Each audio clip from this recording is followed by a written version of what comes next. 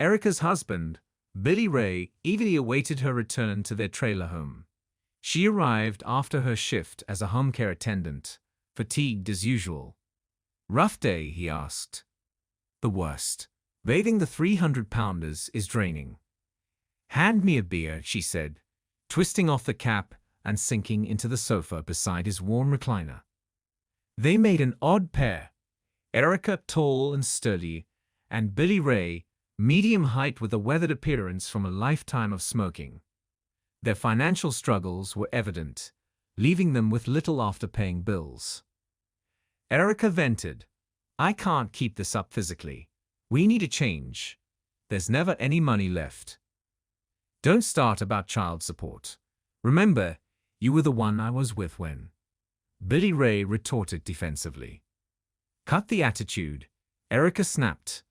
"I'm not blaming you. I'm just tired, frustrated. I want something better." Billie Ray paused. "Maybe there's hope. I saw something in the paper."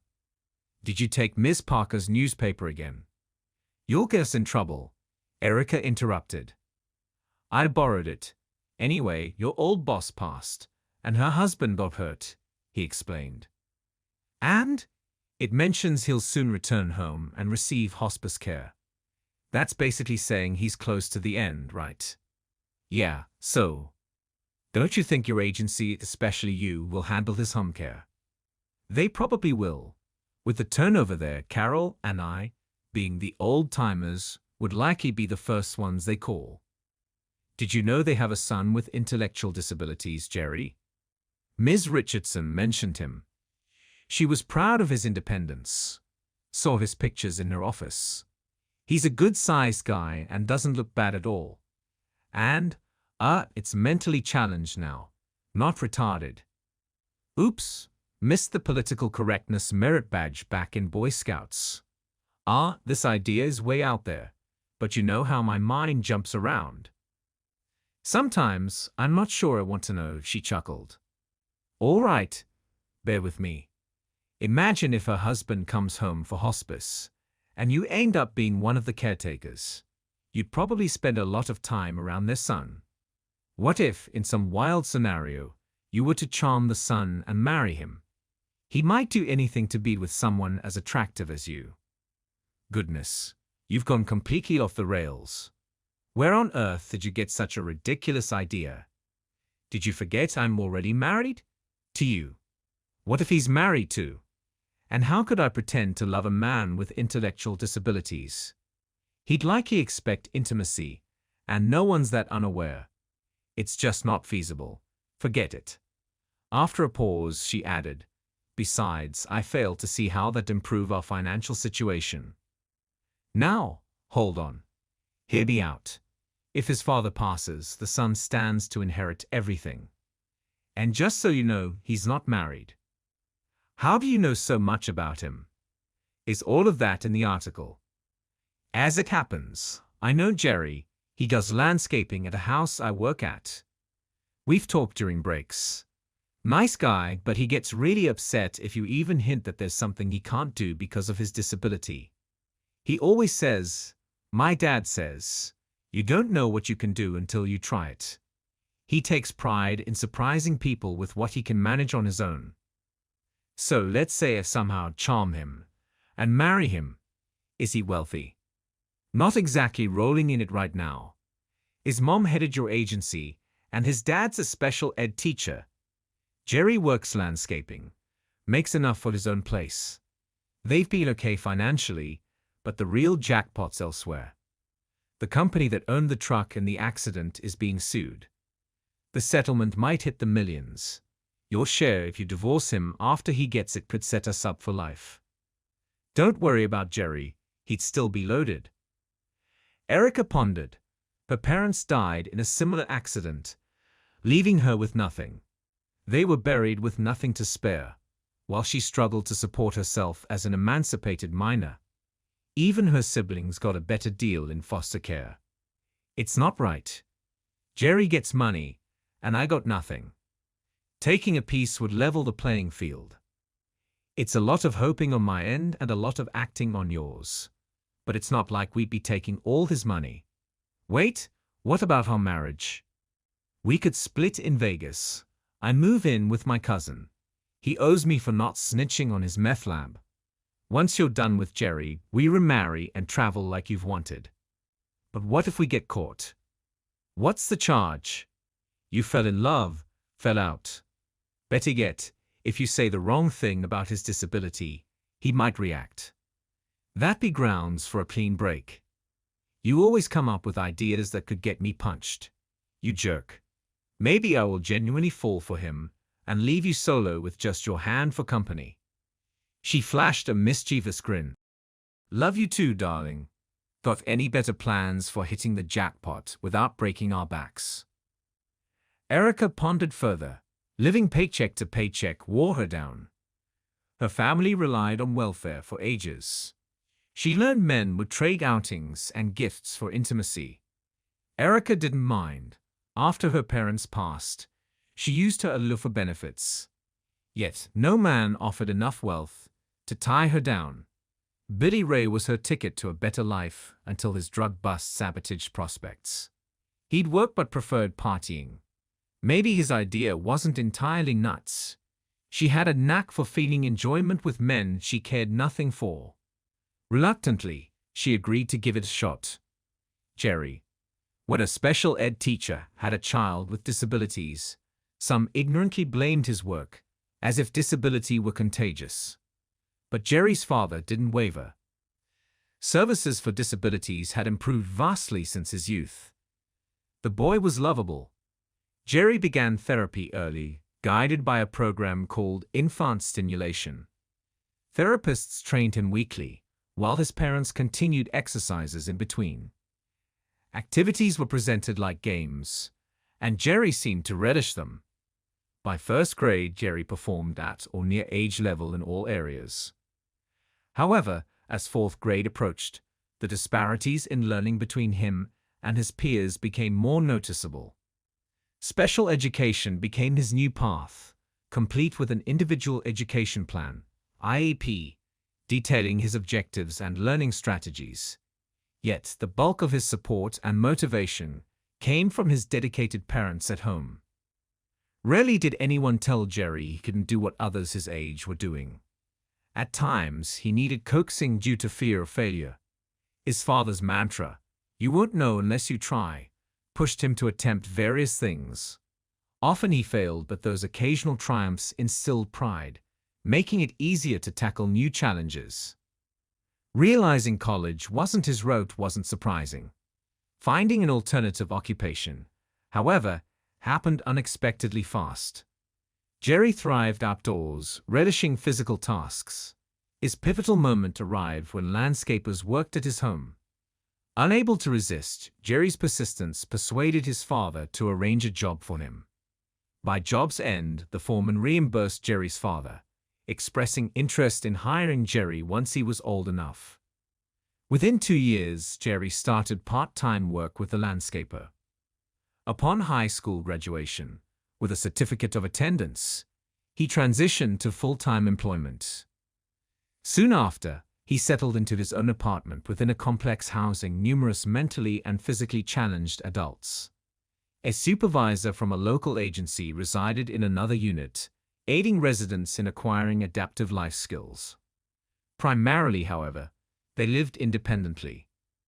During his school years, Jerry, like most in special education, faced teasing, although less than many because he stood up to bullies a few times, proving himself against most of them. He was well liked by students who knew him and often participated in school social events. While he attended prom with a cousin, several girls there asked him to dance, and more than one even gave him a kiss. Although Jerry didn't go further with his prom date like some of his classmates, he wasn't a virgin by the time he was 18. His father hired professional companions to help him lose it and learn how to pleasure women. He learned the lessons quickly, but at first had difficulty accepting the idea of oral sex, finding it distasteful.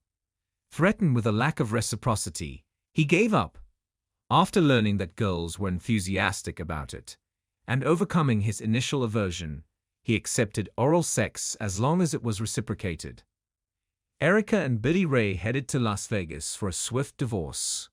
While the divorce was pending, Jerry's father returned home, and care services commenced.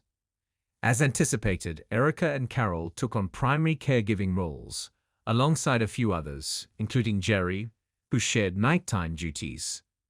Respiratory therapists made periodic visits, and a nurse attended weekly or as issues arose. Erica and Carol had a good rapport with Jerry and the part-time staff. Despite her efforts, Erica struggled to carve out personal time with Jerry to nurture their relationship.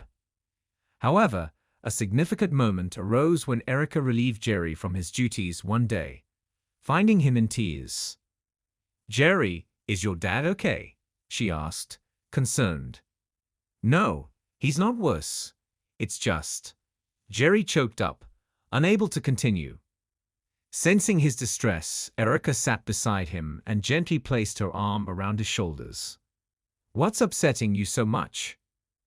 I can't bring myself to bathe or change my father's diapers. I feel ashamed," Jerry admitted through tears. "It's not that you can't do it, is it?" Erica asked softly. "I'm not stupid. I know how to do it. But he's my dad. I shouldn't have to see him like that," Jerry confessed. Realizing she had inadvertently crossed a sensitive line, Erica reassured him. "Jerry, I know you're capable. Sometimes it's not about ability, but about the relationship. I can help if you want, not just for your dad's sake, but for yours too. I'm here to support you, but I won't assume you need it without your say." Her words seemed to ease Jerry's worries, opening the door to a closer bond between them. They began spending more time together, enjoying each other's company.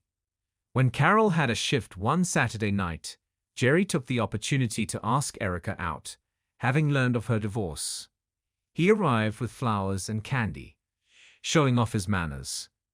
Despite not having a driver's license, he arranged for an Uber and chose a restaurant that catered to Erica's preferences. They ended up at a movie recommended by a friend, a chick flick that neither truly enjoyed, but it was a step in their evolving relationship. Erica and Jerry had a pleasant time at the movies, their hands intertwined throughout the show. Jerry persistently offered to buy snacks, but after her initial refusal, Erica relented and allowed him to get a Diet Pepsi, contenting his persistent offers. Curious about Jerry's expectations for affection during their date, Erica pondered what might unfold. Apart from hand-holding, Jerry hadn't made any other moves. As they reached the door of her trailer, she turned towards him, thanking him for the lovely evening and leaning in for a kiss. Surprisingly, Jerry planted a kiss on her cheek. Observing Erica's puzzled expression, Jerry explained, "First date, kiss on the cheek." He seemed to assume she should know the established sequence of affection based on the number of dates, as he had been taught. Erica nodded, pretending to understand. With subsequent dates, Jerry's pattern of behavior became more and more clear to Erica. A kiss on the lips on the second date, then a French kiss on the third, a move to groping above the waist on the fourth, and mutual fondling through clothing on the fifth. Erica was ready to go further, but Jerry insisted on saving it for the next occasion, to make it special. Their next encounter indeed turned out to be extraordinary. Jerry had booked a room at a nicer motel, complete with flowers and champagne. Despite Jerry's mental challenges, he displayed a meticulous sequence in his approach to intimacy. His physical endowment contributed to the experience. Beginning with kissing, he moved to her neck, ears, breasts, and ultimately to her vagina, eliciting multiple orgasms from Erica. He then indicated his expectation of a specific action, and Erica readily complied. Having reached climax, Jerry repeated the sequence, this time going straight to intercourse. His attentiveness to her pleasure resulted in Erica's repeated ecstasy. Reflecting on her earlier reservations about being intimate with a mentally challenged individual, Erica laughed at herself. It turned out to be an exceptional experience, perhaps even surpassing her previous encounters, without any substances involved. Their bond grew stronger over time, yet Jerry never explicitly labeled their relationship or discussed exclusivity, despite regularly expressing his love for Erica. While Jerry hinted at a desire for a lasting connection, he avoided explicitly stating it, causing Erica to fret about the potential pain he might endure if she were to end things later in marriage. Despite these worries, she resolved to focus on nudging him toward marriage, reminding herself of her initial intentions. Their romance faced a temporary hiatus when Jerry's father passed away. Erica stood by Jerry during the funeral and burial, offering her support as he grieved, becoming a recipient of most of Jerry's tears in the following days. Erica fretted over the potential strain caused by the father's death and the cessation of her caregiver role in their relationship. She debated how long she should allow Jerry to mourn before addressing the status of their relationship. Her opportunity arose in 2 weeks during the annual dinner hosted by the agency she worked for. Inviting Jerry as her escort, she was relieved when he accepted. They both received compliments on their appearance, but Erica noticed curious stares from her colleagues. Disregarding others' opinions, she believed she should stand out because she was with a handsome man. Jerry's view mattered most to her. During the event, he took time to return to his usual cheerful self, which pleased Erica. After some dancing and a return to their table for a drink, Erica broached the topic. "Jerry, now that I don't visit your house anymore, what's our plan? Will we continue dating?"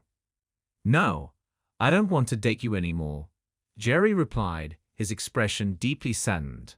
Erica felt a pang of heartache, not stemming from the unraveling of her and Billie Ray's plans involving Jerry's money, but from Jerry's apparent rejection.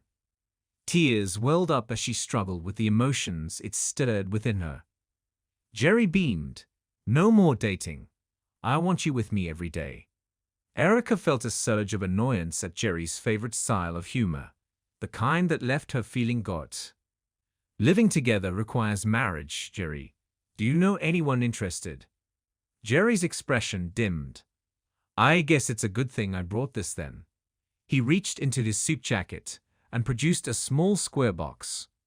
It was exactly what Erica had hoped for, a stunning diamond ring with a sizable stone in the center. "Yes, yes, yes." Her exclamation silenced the crowd momentarily. Taking advantage of the attention, she announced, "We're engaged." The room erupted into applause, and her closest friends gathered to offer congratulations. Their wedding was modest, lacking Erica's family presence, but attended by several of her co-workers. Jerry had a small contingent of aunts, uncles, and cousins present, along with the landscaping crew and their partners. Among the guests was Evan Whitehouse, Jerry's financial advisor. Erica was surprised by his title. Sensing her concern, Mr. Whitehouse clarified, "Jerry manages his finances himself. I help diversify his investments, protect his money from fraud, and verify the backgrounds of his employees." Employees! Jerry is now the owner of the landscaping company where he once worked. His late grandfather, impressed by Jerry's landscaping skills, purchased the company and put Jerry's father in charge. Eventually, Jerry inherited it. Although Mr. Whitehouse seemed pleasant, Erica felt uneasy listening to him. Fortunately, he soon moved on, allowing Erica and Jerry to socialize with their guests. Following a delightful honeymoon in Hawaii, Erica moved into what had been Jerry's parents' home. Despite Jerry offering a new house, Billie Ray advised Erica to decline, aiming for Jerry to have more cash in the bank for their eventual divorce. The accident settlement faced constant delays, with Mr. Whitehouse pushing for maximum compensation from the company. While the delays concerned Billie Ray and Erica, Jerry remained indifferent, content with what he already possessed.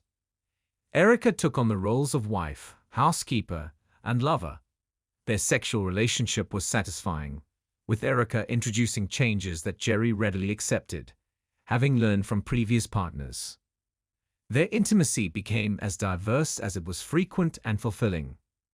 However, Erica grew bored with her housekeeping duties and struggled to plan dinners due to Jerry's late hours. She proposed getting a job, even part-time, but Jerry suggested she volunteer instead.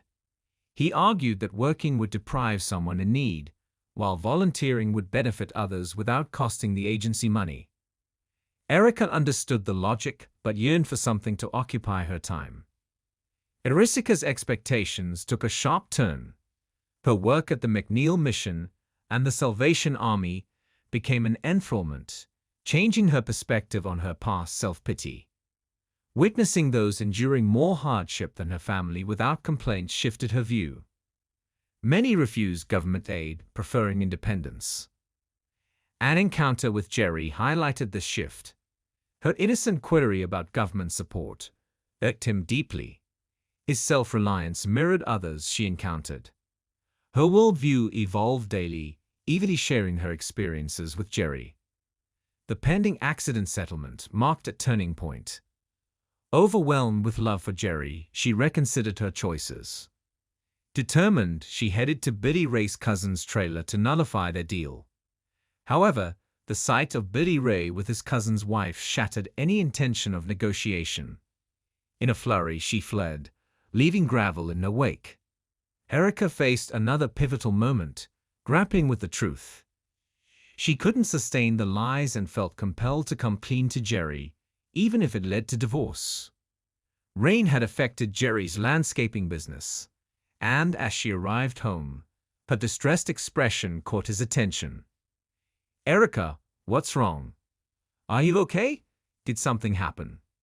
Jerry's concern was palpable. Seated at the kitchen table, Erica disclosed the entire story, including her deal with Billie Ray and her delayed affection post-wedding. She offered an amicable divorce, refusing any of his newfound millions.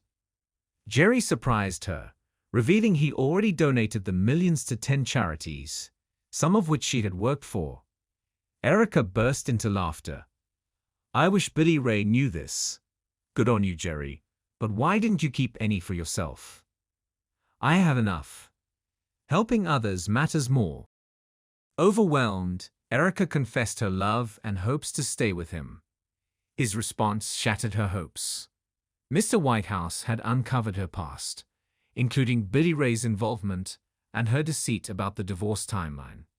He revealed Billie Ray's darker intentions, shaking Erica to her core. "You can't flee. The police are coming for you and Billie Ray tonight.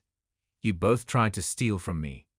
Mr. Whitehouse informed the police, and they're coming to arrest you both. What you did was really wrong. Shame on you, Erica." "Don't pity me, Jerry. I was wrong, and I'll face the consequences. Just know that I truly love you. You were an amazing husband. Find someone who deserves your love." The police arrived, and Erica was arrested. She admitted guilt and provided information that led to Billie Ray's conviction as the ringleader. He received a 5 to 10-year sentence, while she got 3 to 5. In prison, she devoted herself to earning a college degree. It consumed her time, a welcome distraction. Jerry's contact was sparse, only 2 Christmas cards, signed simply Jerry. Upon release, she aimed to work, pursuing a social work degree and aspiring to aid charities. After 18 months, released early for good behavior, Erica awaited the halfway house van. Unexpectedly, a limo pulled up, and the chauffeur asked for Erica Anderson. "I am, but I'm waiting for the van," Erica replied. The back window lowered, revealing Jerry. "Wouldn't you rather come home?" Overjoyed and tearful, Erica asked, "Do I have a home? More importantly, do I have a husband?" Jerry's smile widened. "If you want, you do. I never filed for divorce." Erica climbed in, kissed Jerry passionately. "This is my first time in a limo. Why pick me up this way?" Jerry grinned mischievously, "Because the driver can't see what we're up to in the back." Erica matched his grin, starting to undress. "You know what else I've never done in a limo?" Jerry joined in. "Well, you never know until you try."